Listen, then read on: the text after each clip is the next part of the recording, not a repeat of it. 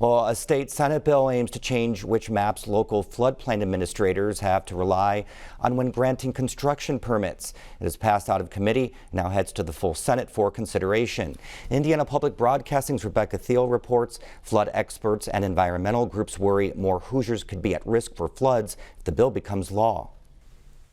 Some counties have granted permits using federal flood maps instead of the state's, leading to disputes with homeowners that didn't know they were in a flood zone. Proponents of the bill say Indiana's maps are too restrictive, but others would call them more protective. FEMA itself has said its flood maps are outdated. Some areas of the state haven't been mapped by FEMA at all, says Jared Hahn. He's president of the Indiana County Surveyors Association and on the state's Drainage Task Force. Hahn remembers the most common things he would hear from flood victims as a first responder. I didn't know I was in a flood zone. Another one is, I'm not in a mapped flood zone. How am I flooding? Another one is, I didn't know my homeowner's insurance didn't cover this. And the last one is, we lost everything.